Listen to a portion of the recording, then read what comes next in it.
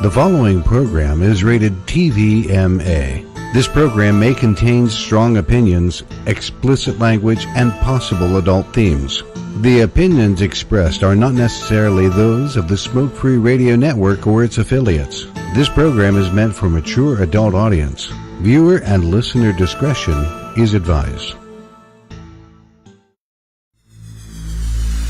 That was interesting.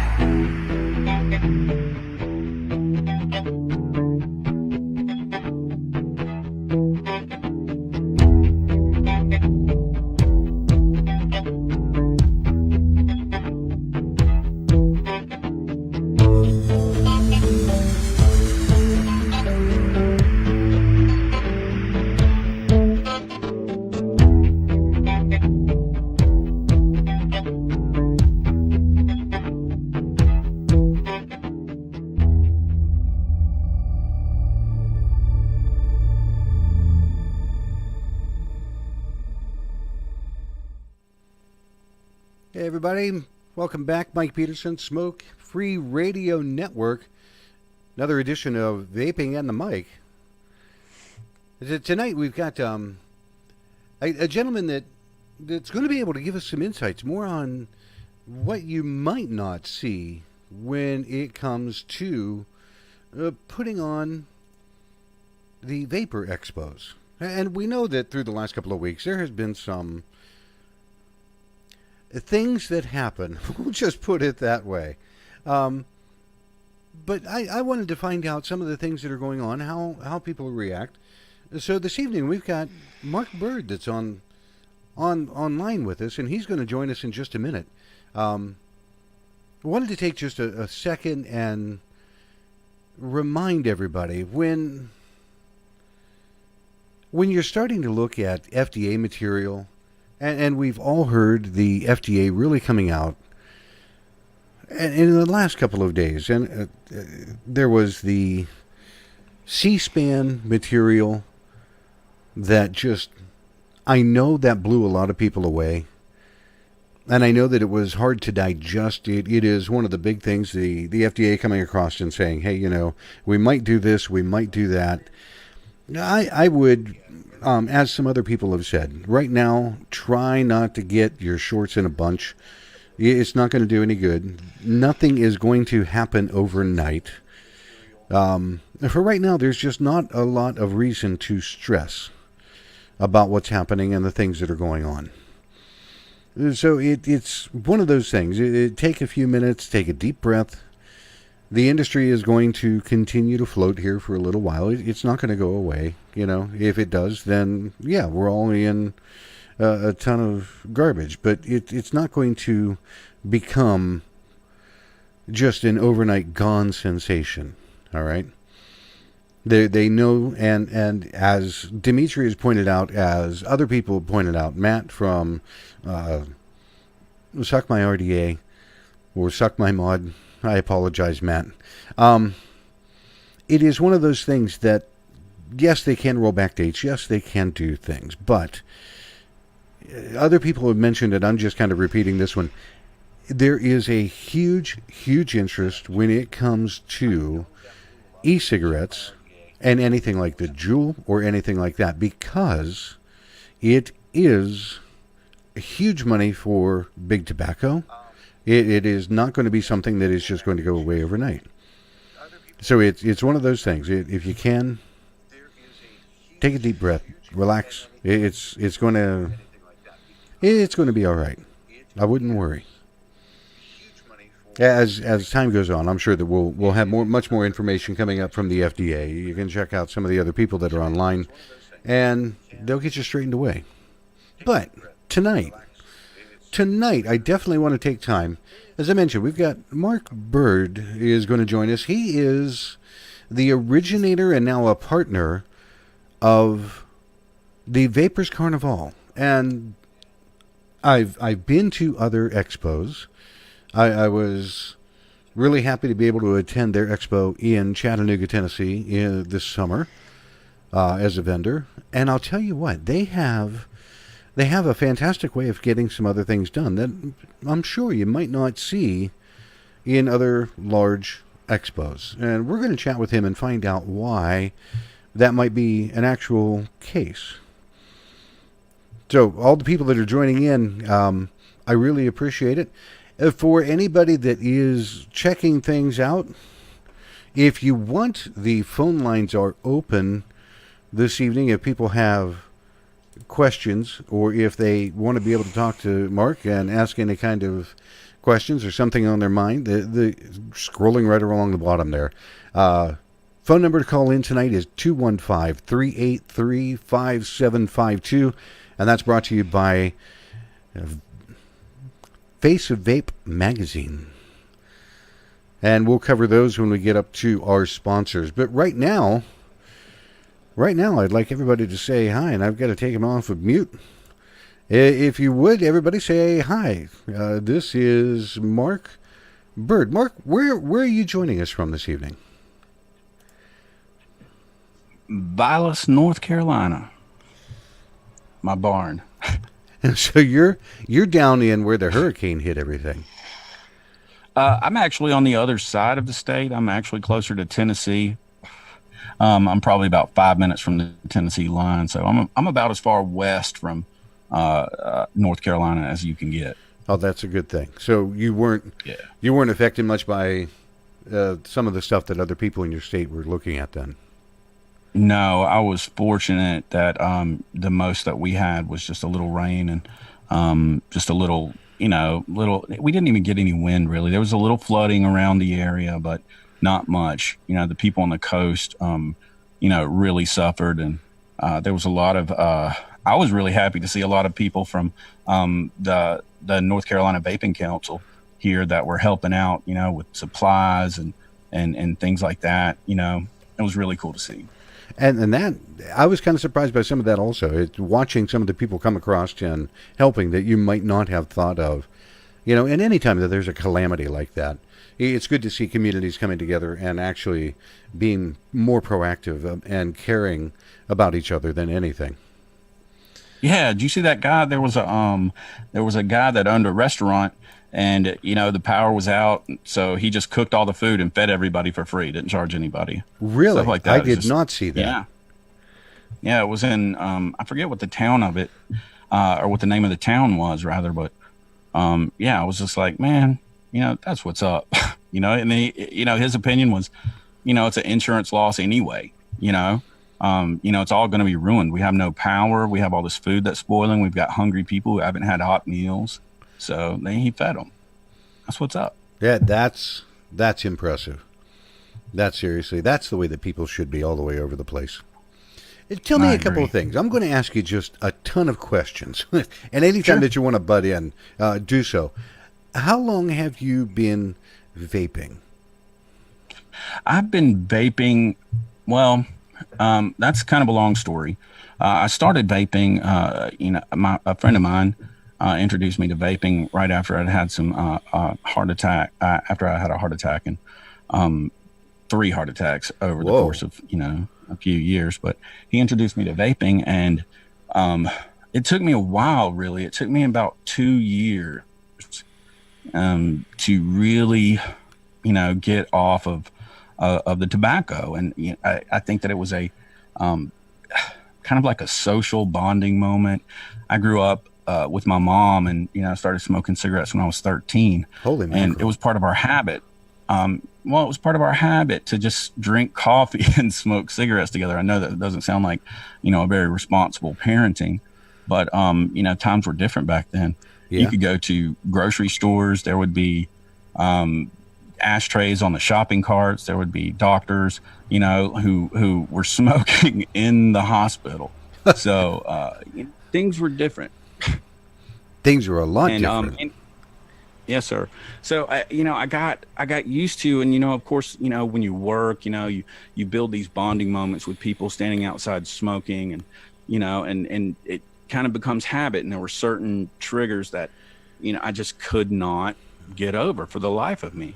And I put so much pressure on myself every day. I'm like, you've got to stop for your kids. What are you doing, over and over? And then one day, I guess I just found the right combination of flavor and device, and it just all clicked. I didn't even want a cigarette anymore.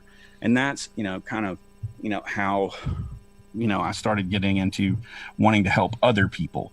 It's infectious. You quit smoking, you start seeing, I've lost 60 pounds. I can breathe, you want to help people, you want other people to feel like that. And it's one of the things that I have found is when anybody that vapes and they really grab hold of it, and it does change people's lives, there's no doubt about it. And we turn around, and because it helped us so much, we want to be able to share that same thing with other people. So in our own way, we become minor advocates, running around going, hey, you got to try this. You got to try this. Yeah. And then when you hit that one person that may have been smoking for like 30, 40, 50 years, and you have the capability to watch them change, literally change, that's right. Always like a life-affirming kind of thing.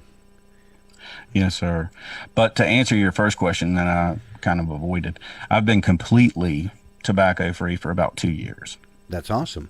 Were you a dual user for a while? I was. Like I said, there were certain times when I just, the psychological connection to smoking was so strong that I associated certain things with smoking. Like if I drank any alcohol, I'd want a cigarette. If I drank coffee or, yep. Certain things like that. There were just certain things I could not give up combustible tobacco for. I don't even miss it. It's weird. It is. It's one of those things that becomes, like you mentioned earlier, more like a social bonding kind of thing, that you get accustomed to sitting down and having a cigarette with whatever. I did the same thing with my wife for a while. We would step outside because we don't smoke in the house. Yeah, it changes your focus too. When you're in the middle of something at work and you're outside and you take a smoke break, then you've got these people and they're kind of distracting you. So mentally you kind of get a respite from whatever mania that you're dealing with at work. Yep. I didn't really get that from vaping for a long time but technology has advanced so dramatically since when I first got the first device that I used was a little thing, an Ego C twist. Oh, I remember those. Yep. Yeah. So, and it just over time, the technology has developed to such a degree that it's just much more effective than when I first started. And, if the FDA can, get off of our backs, maybe we can innovate further and make it even more effective in the future. And that's one of the bigger ones, it just lightly, what would your opinion be about what you've heard from the FDA? Is it something that scares the hell out of you, or is it something that you're kind of taking in stride? That's a difficult question because, it's kind of duplicitous. Before I started, working in this industry, and, kind of seeing the impact, I hated politics. I did not, want to be involved in any of those political discussions at all. And just, it's a drag, it really is a drag. But I found, that now, I feel like I have to have an opinion now, and I try to reach out to resources, especially state advocacy organizations, to help me develop my official position, right? Which is, can be tenuous when there are so many risks involved with really speaking your mind in the current environment. All right, now, I think that I'm gonna hold you there for a second. Okay. When you say speaking your mind, are you worried about, and I want to phrase this correctly, are you worried about public perception, as in people that live around town and things like that? Are you worried about people on Facebook in that perception? No, mainly I'm just concerned with, being or I'm concerned with giving bad information that people then use to form their opinions and or use in arguments. And I have no legal background. I don't understand litigation. And so a lot of times what I find is that people sometimes just run with things that people, who, get a lot of attention. They'll just run with that narrative. And sometimes they're inaccurate narratives. And I try to avoid that. But if you're asking my personal opinion, I think that there's something suspicious about basing an entire onslaught of legislation off of a document that's so secret that we can't even verify any of the information. They say it's bad, and, maybe it is. But as a thinking human being, I'd like to see that. I'd like to see this information for myself to corroborate, what it is that, their narrative is. Yeah, I would agree. But at the end of the day, I think that I've come to the decision that I'm going to vet the advocacy organizations who are really working hard and support them and let their message be the dominant message instead of my own, because I don't want to lead anybody down the wrong road. Mostly. I can understand that. It is difficult when you are in the public eye in almost much of any way that people do listen to what you're saying. They, like you said, you don't want to give them a piece of information that at some point would be incorrect or only a minor piece of correct. Yeah, and I think that that's one of the biggest problems that we're seeing right now. We have, people who really care, and I say it's a problem. It's not really a problem. People really care about this industry, and they really want to accomplish, good things for the industry as a whole, and ultimately the smoker. At the end of the day, we talk about, these FDA, legislation or the FDA regulations, and we talk about legislation and what this person is doing and what that person is doing, but that's all business stuff, and it's really depressing, because what I want to do and what I think most people want to do is be able to promote harm reduction to people who are suffering like we once were. I remember how horrible I felt every day, waking up, coughing, and then grabbing immediately for that cigarette. I could not wait 5 seconds before my eyes opened, and, getting to those people, through all of the bureaucracy and red tape is really frustrating for people. I know it's frustrating for me, because if left to my own regard, I would just go about my business and hand some kits to people wherever I found them, Yep. That's what I would do. I'm going to ask you if you would, just for a second, and folks that are listening, the reason that we don't have Mark on full audio and video is there's a little bit of a challenge with the connection, and we found that turning his video off allows his audio to come through real quick and nice and clear. But I tell you what, if you would, turn your video on just for a second. Sure. So people can grab a sense of you, because I'm showing a picture of you and Sherwin Mena, but I want people to be able to check you out real quick. So the people that are watching, you can see him, and it's one of those things that if he sits too long, his video and audio is going to become really garbled.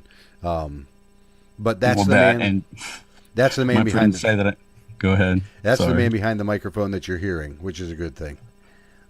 Well, my friends say that I've got a face for radio, and I tend to agree. So, dude, I'm right there with you. You guys are probably better off. Dimitri, I love the man. He busts my balls almost all the time, asking me why I'm sitting behind a tennis racket for a pop microphone, or pop filter. What do you got? Vaping? I can't see the bottom. Vaping saves lives, 110%. But yeah, I'm right there with you. I sit behind a microphone and hide. People don't want to look at my mug. They just want to listen. Yeah, and every king in his castle, right? Yep, that's it. All right, now For people that are listening or people that may not know who you are, you don't own a vape store, correct? No, I'm unattached to any um, any other business really. I'm not an e-liquid manufacturer. I'm not a hardware distributor. I don't own a vape shop, or I don't even have any stock in any of these companies. So I'm basically a consumer that puts on expos with, of course, my partner, Ronnie. He's the man modder, and, he is in the industry, but my other partner, John, he's not in the industry either. So primarily of Vapers Carnivale are just consumers. Now, you say, and we're going to talk about Vapers Carnival, and I notice that if I go to full screen on you, that's when we get a lot of issues. So we might just stick with the split screen, and people are going to watch that for a while. Yeah. Vapers Carnival, how long have you been in operation as an expo? A little over a year. Our first expo was in, it might not even technically count as an expo. It was more kind of just like an event down in Mobile that we had in June of last year, and that was our first. That was our first event. What made you decide to get into the world of doing expos? Um, I everybody needs a spot, when you're passionate about something, and you want to contribute, you want to be a part of the language, you want to be a part of a movement that you think could benefit people. Personally, I got into, started wanting to do expos on my own because someone reached out to me after an expo down in that area had been canceled, and they're like, hey, we've got all these plans, we've already booked tickets, can you come down here and help us out? And so I was like, yeah, of course I can, and we did. We put it together, we put that whole thing together in 2 months, Wow. and yeah, from start to finish. We put it together, and we converted 98, or we introduced 98 smokers to vaping. So that's my takeaway from that little event. That's one big thing. And I have not been to a lot of huge expos. I have not been around to the larger people that have been around forever, or that were at the start of everything. So I don't know. But I continuously hear how many people from the Vapers Carnival events have been switched or saying, you know what, I'm done with combustible tobacco, and they throw it out and they grab a vapor device. Yeah. And it's amazing because earlier, and this is a couple days ago, you and I had had a conversation saying it becomes a chain kind of event to where when that one smoker changes, they tell 2 or 3 of their friends, and it keeps continuously rolling like that. Yeah, I hear so many stories.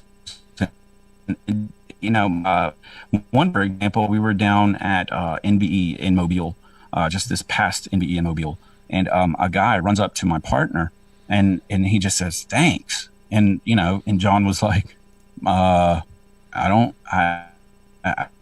know you. You're welcome. What did I do? Mm-hmm. And he started telling us a story about his mother, who had came to our first little event in Mobile, and she was 97 years old. She was suffering from COPD and emphysema. Wow. She was on a walker.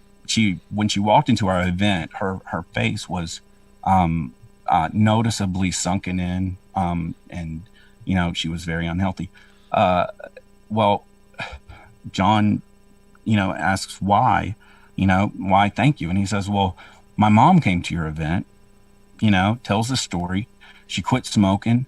She's started gaining weight. She started, and then she, just feeling better. Her COPD, she's not using a walker anymore for the first time in years. Wow. And not only that, but then she moved down to Florida with her sister, right? Her sister was a smoker. and now both of them are non-smokers. So it's not even like directly, us that helped that lady down there, but what we've tried to do is create an environment where that's infectious, where people feel good about helping other people. And I think that just human nature is you want to help people that you care about, especially if you found some success yourself by using these steps. Right. It is one of the things that I did notice. A long time ago, there was a guy by the name of, well, I won't even name him. He did the Vapor Slam expos. Yeah. And he had his own issues, and whatever happened to him, and his circuit got cut. But when I went to that expo in Syracuse, New York, and we were a vendor up there, I did not have the same feeling of inclusion that I did when I attended Vapers Carnivale in Chattanooga, Tennessee. Now, I realize that we're talking a difference between New York State and Tennessee, and there's an automatic difference between a lot of people, their attitudes, and how they conduct themselves. But well, it's regional, but I'll tell you that the first day of our first event, we made a point to tell all of our volunteers that I don't care if it is the presenting sponsor, a diamond sponsor, a platinum sponsor, or a guy that came in here and couldn't afford anything but a table. All the same. Treat every single one of them like they're important. You ask them what they need. I think my internet connection is. Yeah, it's slowing down just a little bit. If it's working okay, I'll continue. Yeah, you're fine. You're good. But from the very beginning, it's been a part of our kind of like our company ethos. We want everyone to be treated, equally. We want everyone to feel as included, like you mentioned you felt, as anyone else, regardless of position or expo. Now you're starting to freeze up a little bit. All right, I'll cut out the video. Yeah, I'll put your picture with Sherwin back up, and if you just want to go to just a straight audio, are you still in there? Yeah, there you go. Perfect. But it is one of the things. Can you hear me? Yep, I got you, loud and clear. It is one of the things that I noticed is that feeling of everybody belongs and everybody fit well. Even though we're all there and we're all vendors and we're all vying for eyeballs, it was not the same feeling that I got when I was in New York, that I felt like I was somebody's competition the minute that I walked in. I didn't get that feeling with Vapers Carnivale.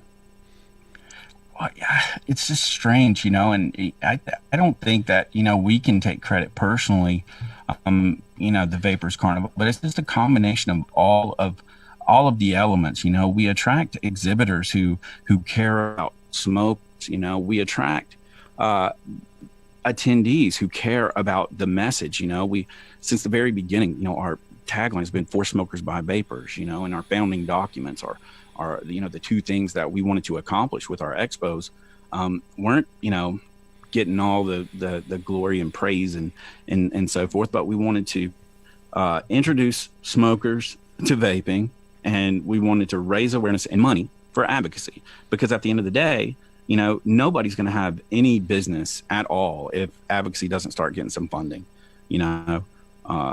Fig Ramsey has been pushing the Fund the Fight thing for a long time, and he's had great successes. But people in this industry, I think once they understand what is required of them, then they're eager to help. 90% of the time, even people that we don't necessarily like, are willing. When it comes to smokers, we can argue about anything. But what we can argue about is who is the most important person at any expo ever. It's a smoker, every single time. So And I agree, hands down. I think that's the difference.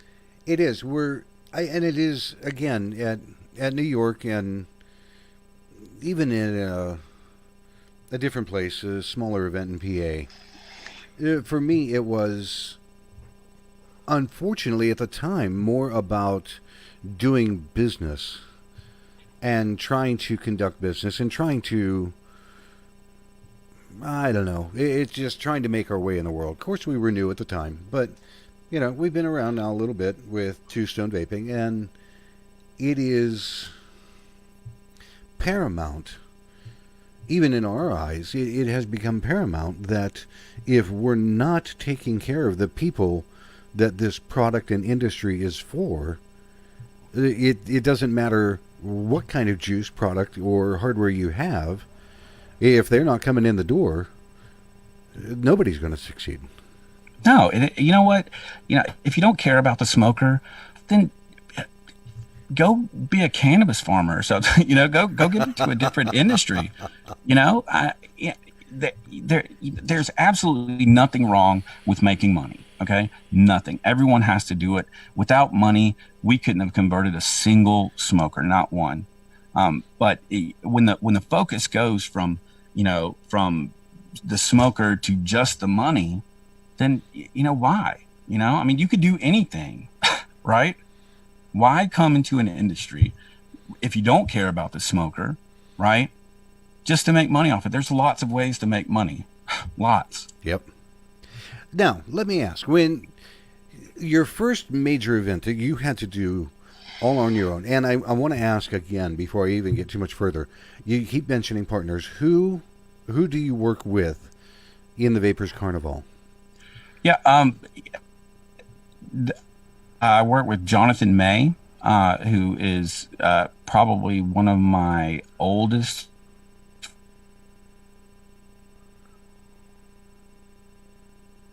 Uh-oh, we might have lost his audio. When I put this together, I couldn't think of anybody. When I put this stuff together, I couldn't think of a better person to, come and help me accomplish the stuff that needed to be accomplished. Because I can't be everywhere. I'm a horrible salesman. I give everything away, and it starts affecting. Our first event, we lost money. We didn't make a dime.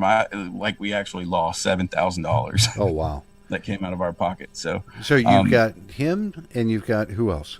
And then I got Ronnie Everett, which a lot of people know Ronnie already. He's the Mad Modder, and he is one of the hardest working guys that's just down to earth. He's just like a regular dude. There's no, you don't have to be put on airs with him or hide your feelings. You can just tell him as it is, and he will always do the right thing every single time. Yeah. So and just real quick, Fig Ramsey turned around and says he likes cannabis farming. Go figure. Yeah. Well, there's nothing wrong with cannabis farming. I'm a fan too. I'm just saying, if you don't care about smokers, why, why be in the vaping industry? Yep. So why? when you put your first expo on, where was the first show that you had to do from the ground up? Mobile.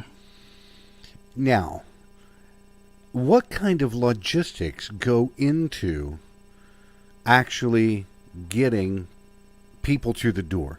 From the day you go and scout a location, right? What are the logistics that go into it?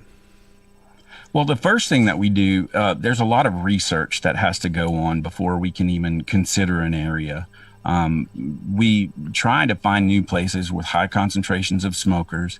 Mostly we pick places in the tobacco belt per se. If you follow our train, Raleigh, Chattanooga, and now Oklahoma City. The idea being that we want to be able to have as much impact as possible and concentrate our efforts.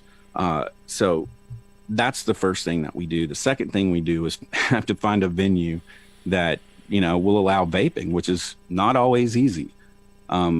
We've had a lot of luck finding good venues that allow us to vape indoors and aren't hard for our exhibitors to work with and participate at our expos. And then we have to find connections with the advocacy organization. In Oklahoma City, for example, the advocacy organization there is the Vaping Advocates of Oklahoma. And one of the first things that we do is reach out to them and introduce ourselves, say, we're going to be visiting all of the shops in this area, but we don't want to surprise you guys. We want you guys to know why we're coming and what our mission is and what we're about. Now it's gotten a little bit easier because people know more about us and what we do. At first, it was very difficult to convince people, that what we were saying was actually what we were going to do. I think there's been a lot of people in the past that have said they were going to do something and didn't, and people have gotten tired of that, and so we've had to earn kind of like our place, so to speak.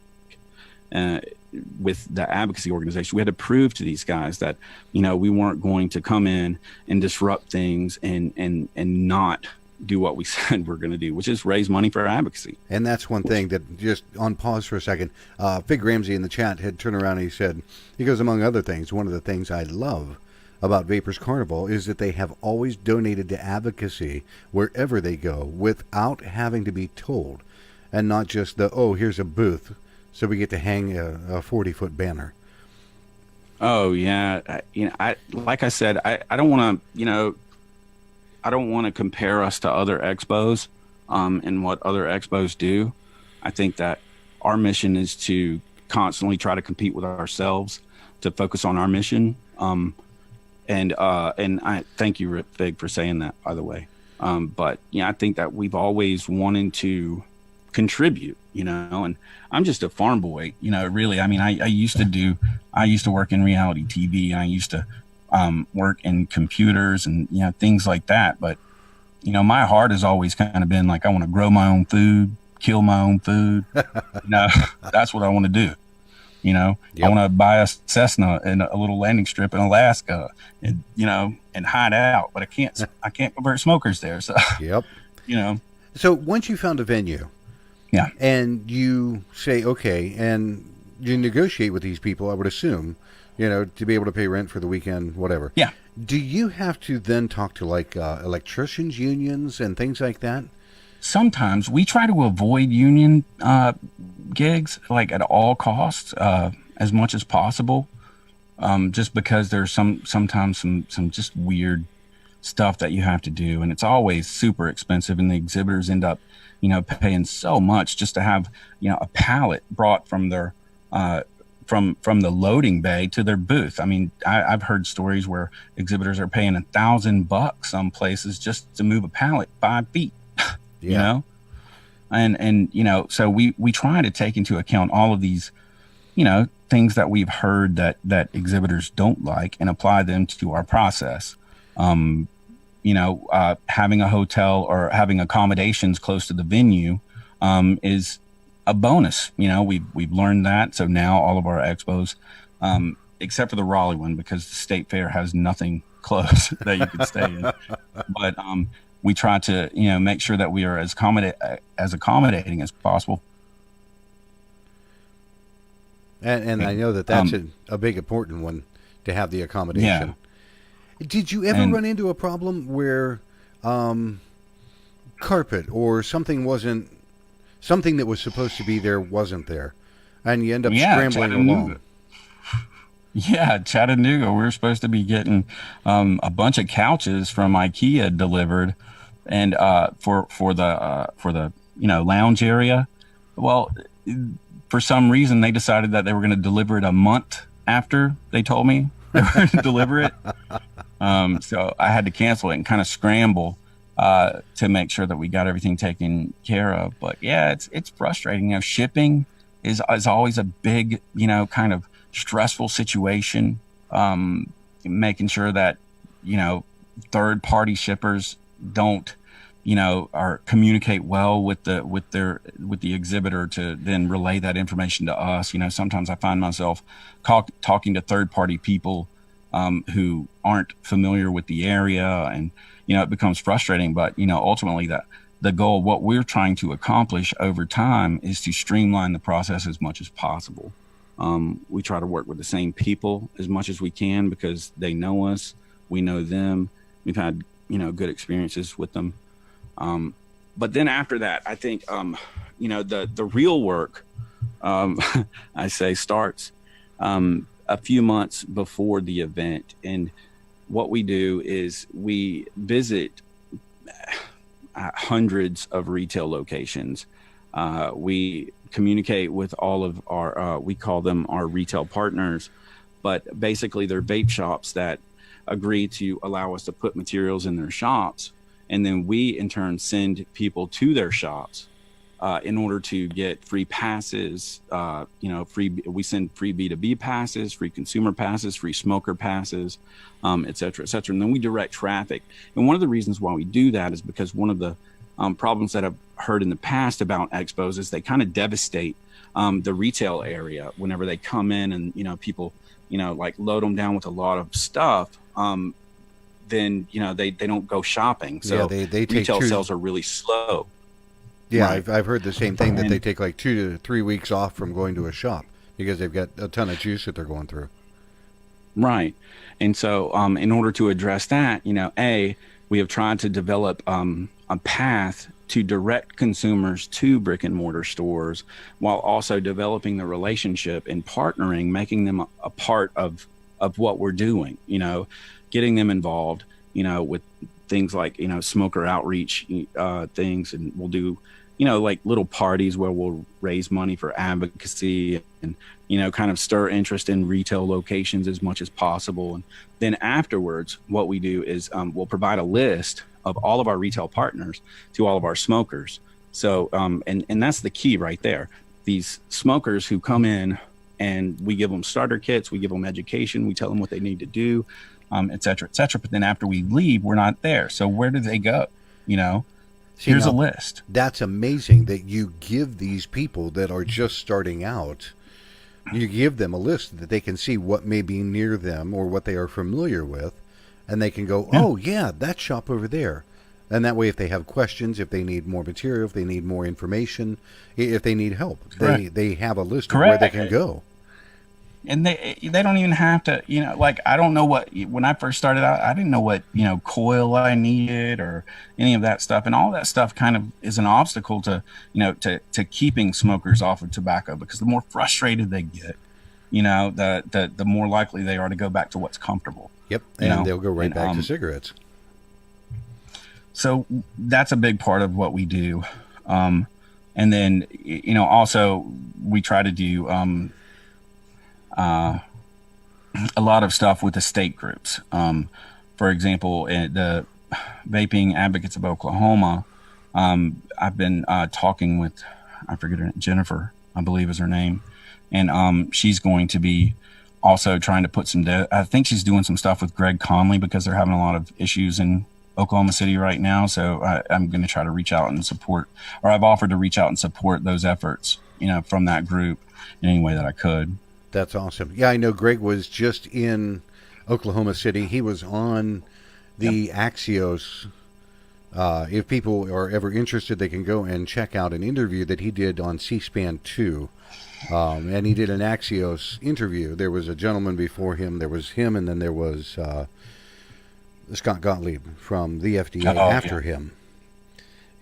So if people want to check that out. But I know that he went directly from there to Oklahoma City because he was turning around and he was speaking, in defense of the vapor industry. Yeah. So that's one thing that we do. We try to work with the advocacy groups, primarily with the local brick and mortars, and we try to develop kind of like a community feeling. I don't know how the other guys do what they do, but for us, this seems to create that environment that you keep talking about, and it we don't send works. Well, we don't send flunkies either. I personally, Mark Byrd, have visited every single retail spot that the Vapers Carnivale has been to. Every one. And it's important to me. I dare say that other people would not go to that length. Well, I'm not other people. And, at the end of the day, if I'm standing on any kind of spotlight, you have to lead by example. And if people think that you're better than them, or, that they're below you or beneath you or anything like that, then it's not a good relationship. It's just not. Being available, being right there to answer their questions, it makes them feel, exactly how I do feel, which is I care about their business. I care about their ability to continue converting smokers and to continue keeping people off of cigarettes. And that's huge. Now, the next thing that I want to ask you, and I know that I'm just kind of stepping through things, but they're hitting my mind. No, it's fine. So we've gotten to a point where you have found a location. You've been able to talk to retail stores that are around, so that you can say, "Hey, this is who we are. This is what we're doing." You've got engagement and interaction. You've got the base. You've got the basics done. Now comes the time where you're going to start to open up for applications for vendors. Right. Yeah. So since the very beginning of our expos, we've had a strict vetting process. Of course, we're growing, and so is the industry. And as those, kind of rules change, everybody's opinion changes, but not ours. From the very beginning, we've been opposed to youth appealing, marketing. From the very beginning, we've not allowed minors around our events. We've, gotten a lot of heat for our position on certain marketing. But, that's okay, because at the end of the day, regardless of what the FDA narrative is, I don't want minors smoking. I don't want, kids having tobacco products. I don't want them to have nicotine at all. You know what I mean?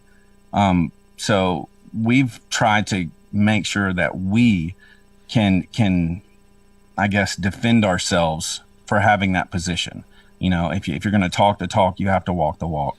You can't say no, youth appealing labels and then have them in your expo all over the place, So, and we usually use, go ahead. And that's one thing that happened to a recent expo, was they took a stand, and a firm stand, and said, no, we're not going to allow XYZ company into, because of so many poor labels and so many things that were not considered healthy for the industry. And you and I spoke about that earlier, and I'm not going to drag you into that, but I find it refreshing that you have taken that stand from the minute that you started your expo. Well, we saw the writing on the wall a long time ago. I've been really lucky to have, some people who, some people advised me on these subjects for a long time, because, like I said, I came in not as an industry dude. I'm not a manufacturer. I didn't know all the rules. So I've had to rely primarily on, the advice from people that I consider to be morally beyond reproach. And that has made a huge impact and difference to the way that I see things happening. To me, and again, this from when I was down in Chattanooga at your expo. The difference that I saw between those and other venues that I had been in was massive. Well, I appreciate you saying that. I think that, we've all, had, we've all made mistakes and miscalculations and so forth. But at the end of the day, I think that there are responsible people out there who own e-liquid manufacturers, or who own e-liquid companies that, who really want to do the right thing, but sometimes if the pushback is too strong, then it's ineffective. So what we've tried to do from the very beginning is try to work with people who might have, some labels that are on the line, and we've had, a lot of great success with helping people understand why, this is important. And it's not my personal opinion. Like, I don't have a problem with, Garbage Pail Kids, for example. Personally, I don't have a problem with that, but I see what they're using against us in the media. I see these labels, regardless of whether it's a true narrative or a concocted narrative or what. This is what they're using to sell soccer moms on the fact that we're out to get your kids, and we're not. Now, I don't think anybody is trying to, but unfortunately, that's how it's perceived. So, in order to correct that public misperception, then we've got to make some changes. That's it. And as long as it's addressed, then, I love everyone. I'm not angry at nobody. I'm going to put you on hold just for a second. And we're going to take a break just to go through our sponsors, because they're the ones that make Smoke-Free Radio happen. So if people would, check out our sponsors just real quick.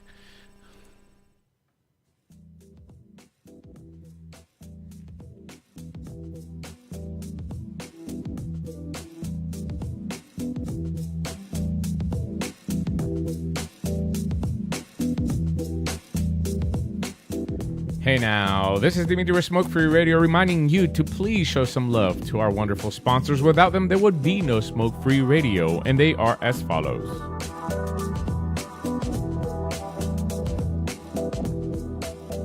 All the way from Florida, Moon Mountain Vapor, with locations in Florida, and their liquid available for wholesale and retail, moonmountainvapor.com.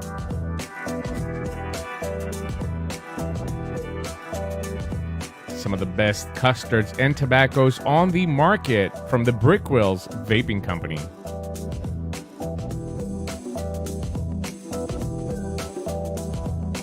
The lovely Shell with a vapor bar, locations in Texas, Virginia, and West Virginia. And of course online at thevaporbar.com.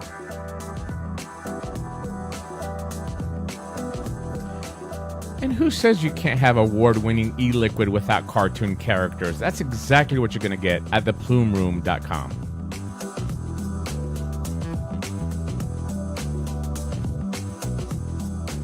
And finally, of course, the Vaping Advocate magazine that has generously provided the telephone lines for you to communicate with us. Thank you for your support.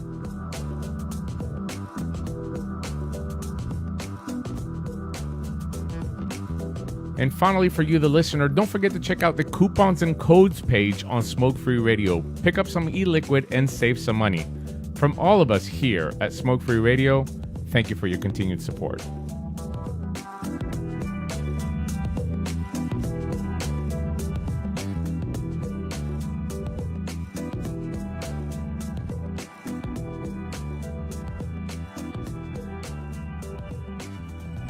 Those are the sponsors for the Smoke-Free Radio Network. And again, without them, we would not be able to even have anything in the Smoke-Free Radio realm, because it is one of the things that many people may not know is it's the sponsors that are getting all of the things done.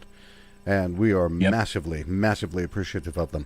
Ladies and gentlemen, if you're joining us late this evening on Vaping in the Mic, I've got Mark Byrd, who is one of the people that run the Vapers Carnivale, and we're talking about expos and things that go into it.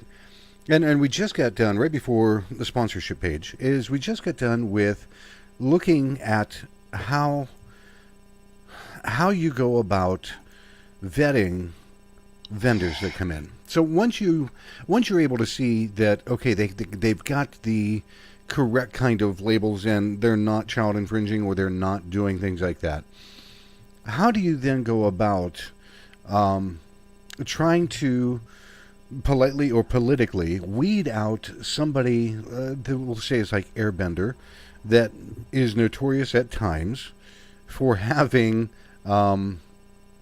distasteful or not public appropriate material? How do you take care of those vendors?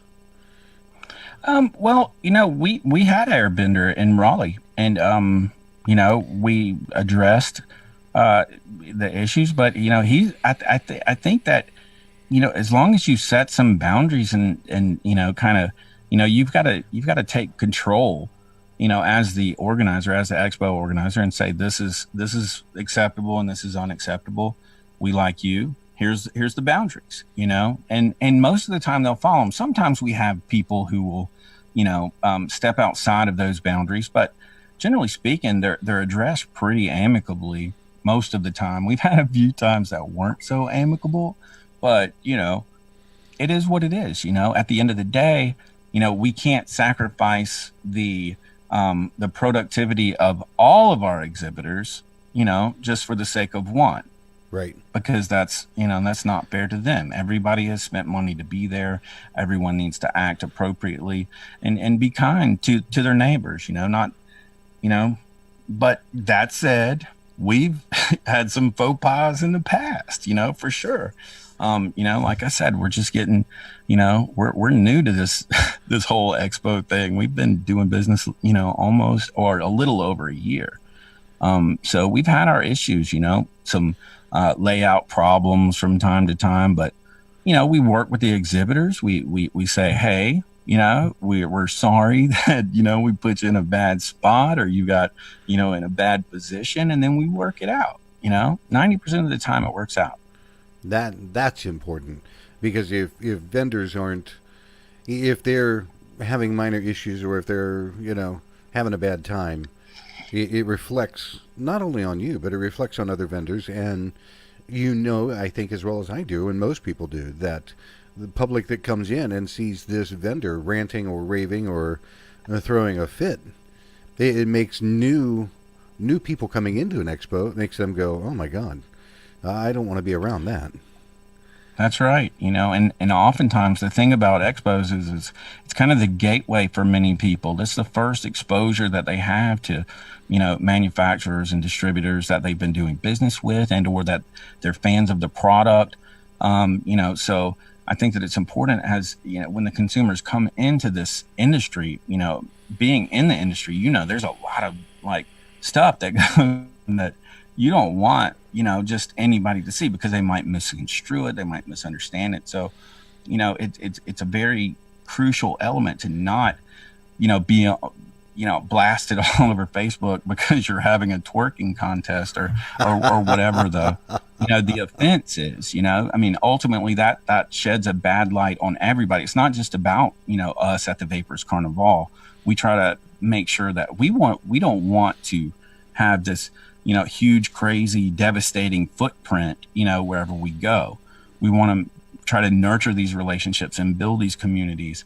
And we're not going to do that if people, are thinking that, oh, here they come again, these crazy, guys that just wreck our town and, and cause trouble. We don't want that. Yeah. We don't want that to be the appearance, Now, so, I'm going to ask you a question, because I see this thing here from Fig. Who is David Chadwick, and why is he important with you? Hold on. Test. Yeah, I can lightly hear you. Is this better? No, that's not any better. How about now? No, whatever you had going on before was the perfect kind of thing. See, Fig? There. This is better. That's much better. See, Fig? Yeah, you see what you did, Fig?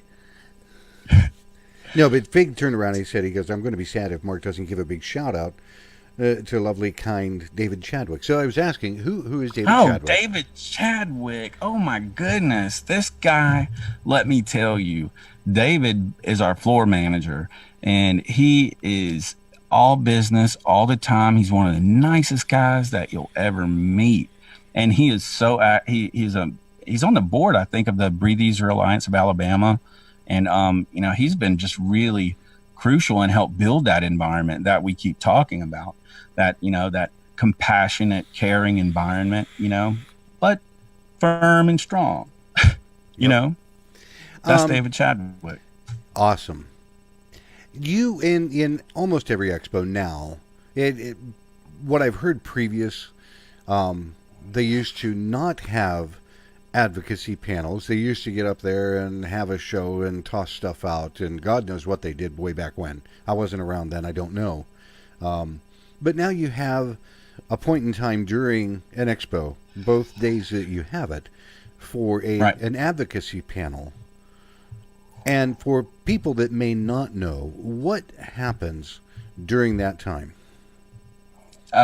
Usually during an advocacy panel, all of the advocacy organizations, all of our representative advocacy organizations that we've invited, they will stand up on the stage and discuss current, points of action that are either in the news or pending for our industry, and spread awareness. There's also a lot of membership drives that go on sometimes because, as you know, we need more members. Yep. By the way, I'm going to take 5 seconds to say, if you're in North Carolina and you own a vapor business, join the NCVC. Please. That's important for a lot of people right now, and that is nationwide. For people that are listening, or they might catch it on a replay, if you know someone that has a store or anything like it, and they are not part of a state advocacy program, grab some information for them and tell them that this is one of the quickest ways to help keep the industry moving and keep it alive. Because without our state advocacy programs, even on a federal level, those guys are one thing, but the states are the ones that are saying flavor ban this and T21 this and 40% tax that. Without the state advocacy programs, all the vapor stores in that state would drivel up, go away, and you would not be able to vape. And, I've seen, like I said, I've worked with several state smoke-free associations, and, the membership in most of them is just sad. That usually you have a handful of people who are doing, the work for an entire state, in my own state. There's, Sherwin and Jason Joyner, who was the lobbyist that was employed by the NCVC. They handle so much. They're very effective. They've done a great job, but they could use some help, and I think that's true across the state. Some states don't even have state organizations yet, but one of the things that I just found out is that the VTA has this program that they're pushing that's going to help start funding and or developing state smoke-free associations further. I think that if you contribute to your state smoke-free association, then that money will go into a pool, and then it gets, bigger, and then they're able to do more stuff. I'm not a lawyer, Yeah. I don't know how it all works. I've heard about that. And, on the Ohio Vapers Trade Association, on our morning call, the monthly meeting that we had this morning, they were talking about that. James Jarvis, who is the president of the OHVTA, was He's talking a good about, dude too. Yeah. That's 100% true.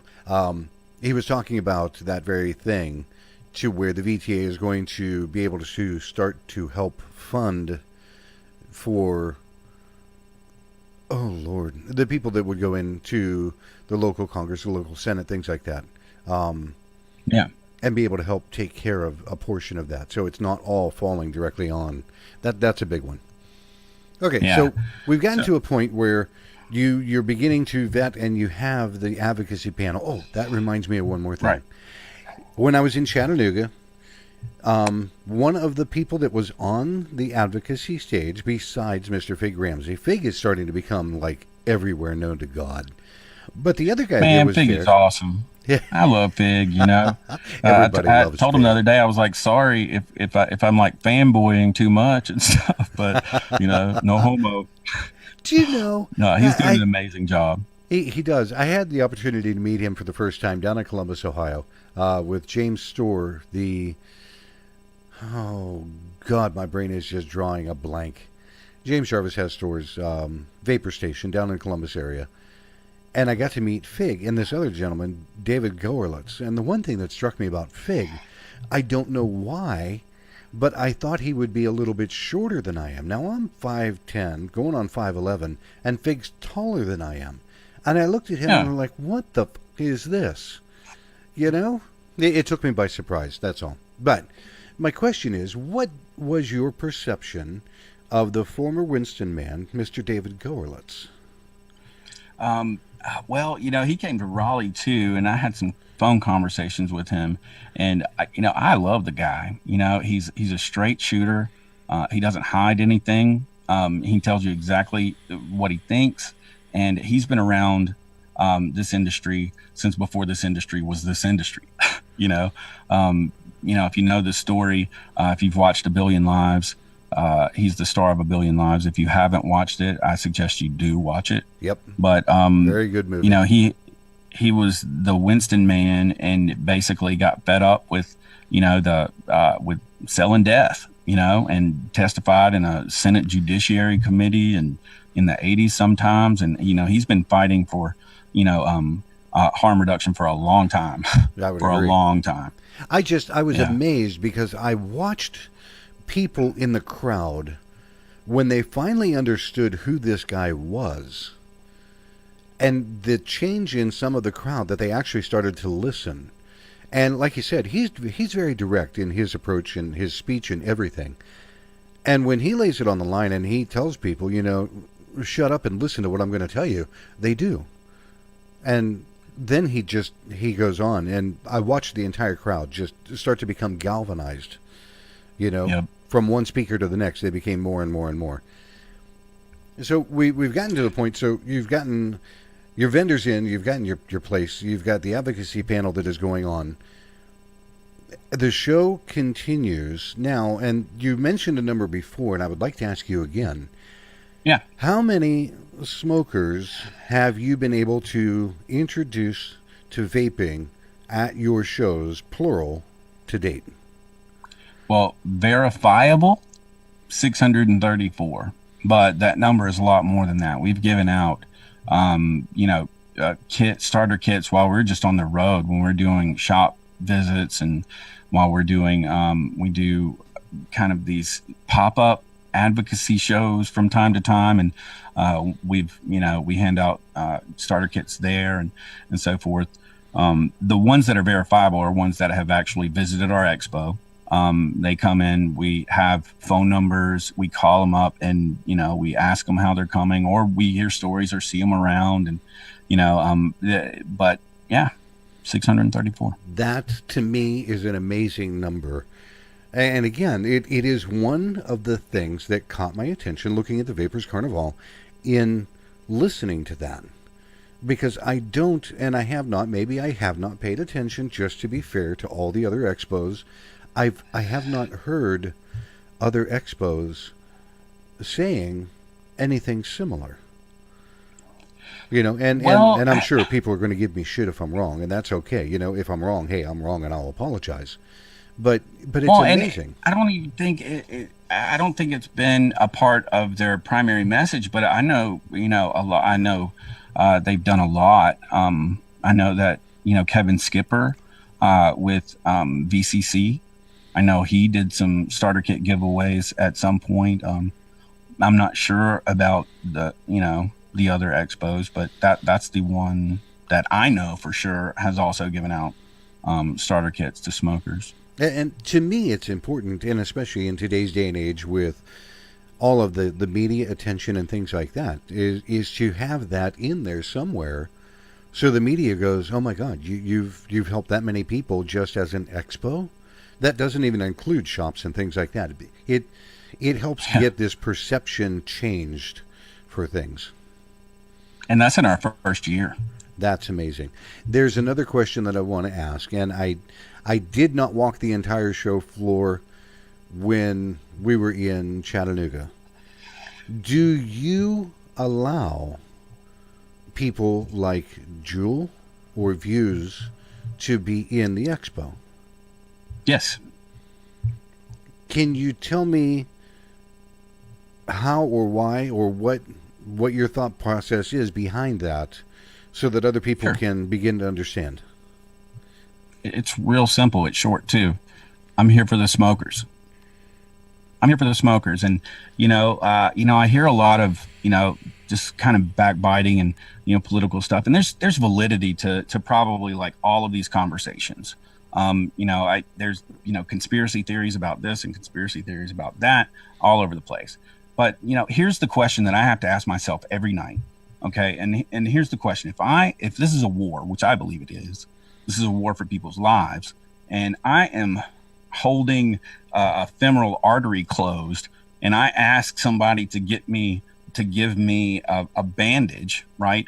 And Jewel comes up and hands me a bandage. I'm going to take it, and I'm going to save that guy's life. You see what I'm saying? I do. And that's why I asked, because I want other people to hear some of the things that you think about and why you make some of the decisions that you do. Because I know there are some expos that say, Jewel, go screw yourself, go hump a camel, we're not having you in our expo at all. And there are some people like yourself that will, for valid reasons. It's not just to fill a booth and make money off a booth. Trust me, we get a lot of grief about some of those decisions that we make, but at the end of the night, if I can look myself in the eye and I say, and I can answer honestly, did I do this for the smoker? If I can say yes to that, then I'm okay. You know what I mean? Yeah, if it's for the smoker, then that's what I'm going to do. And I'm not here to make people like me. And that's a big one. I'm going to ask simply because I want other people to hear this, and you don't have to mention any names. In a conversation that we had, you mentioned that you had to turn away a sizable company profit, what have you, because of what kind of thing? Well, without mentioning names, basically, there was a particular very large distributor who basically said, I'll write you a check bigger than you've ever seen if you let us, present your expo. And I couldn't do it. Because this one particular distributor just, and not him personally, personally, I actually like the guy personally, I spoke to him. He asked about my family. He asked about my kids. He asked about, my dogs and my pigs and my pumpkins or whatever,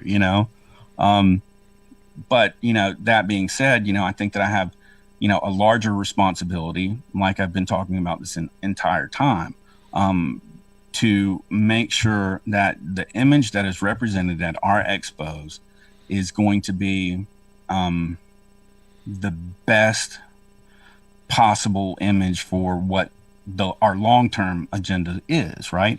And our long-term agenda is to keep this industry alive. Our long-term agenda is to keep people who are doing these things properly, to highlight them, not to down the people who aren't, Right. I think that, highlighting the people who are making the right choices is always the best decision. And that is why I brought it up. It was not to put you on the spot or to grandstand. I want people that are listening to hear the fact that your expo, and I would say other expos that are at least paying attention, but the Vapers Carnivale turned down a large sum of money. Oh, that's not the first time. That's not the only time either. That was the first time, but that was not the only time. Trust me. And that's the whole point. Is the Vapers Carnivale, and I'll speak for them only, not other expos, because I'm not speaking to other expos right now. You guys are not there to have a cash grab. Man, I drive a 2010. My wife is probably going to correct me in the chat somewhere. I don't know the year of it's a Dodge Caravan. That's my car. I don't care about that stuff. Now, if you've got, a little hideout in Alaska somewhere, that might be attractive to me. But generally speaking, I'm right there with you. Yeah. I drive a 92 Buick Roadmaster station wagon that looks like it needs to retire, but I won't let that damn thing go. It just rides too nice. Man, my problem with buying a new car is that moment you drive it off the lot, you just lost $5,000. Yeah. That quick. You buy a brand new car, you drive it off, $5,000 gone. Do you know how many smokers I can, get kits in their hands for $5,000? A lot. A lot. Okay, so we've gone through, So- and let's say that the carnival has gone well, and now it's time that you see people beginning to pack up, and they're ready just to pack their booth up and go home. Yeah. How much more work do you have as the exhibitor when people pack up and go? I mean, Well, I know. is when the lights go Yeah. out, is that the end of your day, or do you still have other things that you have to do? No, Raleigh. I think I got out of the venue at about midnight, and John and Ronnie didn't get out till about 4 a.m. In Chattanooga, I was there moving moving someone's booth to a corner, basically for a shipping company to come pick it up. No. So usually we close the doors at 6, and we'll get out probably about sometime after midnight. Wow. So just because the vendors are done and they're packing up doesn't mean that your day became a done deal. Oh no, and then we've got to go back the next day and and pay any kind of like differences with the venue that might have come up, from anywhere from extra services to extra tables, extra electric, whatever the case may be. We're there or I'm there rather for at least, a day after the event, and then I go home. That makes for some seriously long days. Yeah, but I can't complain. I mean, I see a lot of people complaining, but this is, it's hard work, but it's rewarding. These stories. I'm gonna tell a story, and I might get choked up, but in Chattanooga, I don't know if you ever knew the story about my mother, but my mother died in my house when about 10 years ago. She died from COPD and emphysema. She was on hospice care for over a year, and when she passed, it affected me in a profound way. Well, her sister came to Chattanooga and got her husband to quit smoking, and her daughter, by daughter I mean my age or older. So that was a really special, time for me to be able to affect someone that, Someone in that your I'm close family. to in such a profound way. And that makes all the difference in the world when you can help someone that you absolutely care about and love to be able to see them not only change Yeah. their life, but then they introduce it to one of their loved ones. Who wouldn't drive like thousands of miles, literally? I drive at times thousands of miles a week. Who wouldn't do that for the opportunity to save someone that they love? I don't think that anybody in the industry that's in it for the real deal, anybody would do that.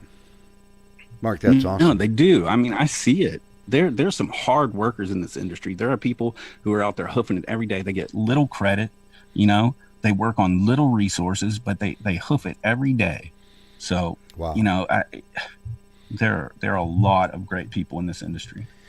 Couple And I'm of proud things. that they've welcomed me. Yeah, and it shows because people are responding in a very positive way to what you're doing and the reasons why. A couple of quick things before we wrap up for the evening. You have a traveling menagerie of people in costume at your Yeah. expos. Yep. That's Imagine Circus, www.imaginecircus.com. Thank you. They're fantastic professional performers. It is one thing. There's and for people that have never seen it, if you go and look it up online, or if you go and look up the Vapers Carnivale online on Facebook, wherever, if you look, there are ladies on stilts, okay, and they Yeah. walk the show on stilts. Now, at Chattanooga, I was talking, and this lady, she kept, going back and forth while she was trying to stand still. And she told me that it's the easiest way to keep balance is to shift the weight from one foot to the other. And Right. we had just a smaller booth, 10 by 10 at the time, with the table out front, and there wasn't much room around the table to get through. And I said, I'd like to take your picture. And she said, well, hold on a second. Now, this lady on stilts, honest to God, worked her way around the side of our table, in behind my son Alex, in front of, behind our table, and she has these wings, and she spread these wings out. And it was amazing that this person took that much time to do something so simple. That blew my mind, honest to God, because then I was able to talk with the other people in the menagerie and be able to say, do you enjoy this? And I watched, literally, I watched their facial expression to see, is this just a job, or I'm just here for a paycheck? Or every single one of them that I spoke with, it is a passion. They're happy to be there. Their remarks were so positive about the Vapers Carnivale and the people like me that they ran into. They said it was one of their favorite things that they get to do, was to One be of at that them expo. started vaping. He was a smoker, and now he's vaping. And that's amazing. But it's one of the things that people, if you go to the Vapers Carnival, you're going to see this traveling circus walking around. And they're just amazing people. Okay, you have your next event, Expo, coming up where and when? It's coming up January 26th and 27th at the Cox Convention Center in Oklahoma City, Oklahoma. Do you still have open booth space? Are you filled up? And if you have open booth space, where can people go to find an application? Yeah, we have. We just started releasing or making booths available to exhibitors just the past few weeks. So there's still plenty of places available. You can reach out at www.vaperscarnivale.com, or you can reach out to Jonathan May, Kara Tibbetts, or Ronnie Everett on Facebook. And they'll get you all the information that you need. And of course, you could always reach out to me too, That's awesome. Now, let me ask, there was an expo in Indiana, and there were a lot of people that could not attend because they don't have a license for Indiana. Are there any restrictions in Oklahoma that might Nope. prohibit people? Not at this moment. Not at this moment. Like I said, we work with the advocacy organizations. Right now, there are no prohibitive regulations that we would have to address, with our exhibitors right now. Like you mentioned at the beginning, Gregory Conley was just in Oklahoma City fighting some stuff. So we'll see how that develops and what goes on with that. But I think mostly Oklahoma City is easy peasy. That's going to be awesome. I know that it is going to be a good event. Well, Mark, before I wrap everything up, is there anything that you might want to tell people that are listening? Yes. If you are a consumer, meaning you're not a business owner, and you vape and you haven't joined CASA, what are you waiting on? It's free. If you are a business owner, join your state smoke-free association. Have a nice day. That's it. That's huge, all in and of itself, because there are not a lot of people that are still taking time to say, go check these places out. Well, Mark, I seriously appreciate you taking time this evening.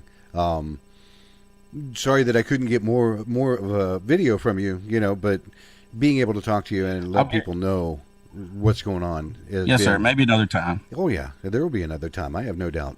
But I really appreciate you taking time this evening to stop and chat. Well, thank you. Absolutely. I hope that you have a great evening. I hope that your show coming up in Oklahoma turns out fantastically well. As long as we convert smokers, it will. There you go. All right. Have a great night. Thanks, buddy. Bye. That is Mark Byrd with the Vapers Carnivale. And I'll tell you what, it is one of the things that is just amazing, being able to go and check out what he does and the reason why he does it. So if you have a chance, if you're in Oklahoma City, in the dates that he mentioned, go to the expo, go walk the floor, go check things out. And also, as he said, if you are not a member of CASA, please join CASA. Otherwise, join your state vaping association. Massively important to do that, especially now with the FDA coming across with what appears to be more stuff. At any rate, I appreciate everybody taking time this evening to listen to myself and to Mark, and I will catch up with everybody again next week. We're going to have a couple different people coming along in the next couple of weeks, so you might want to stay tuned and check us out. Until then, everybody, I hope you have a great weekend.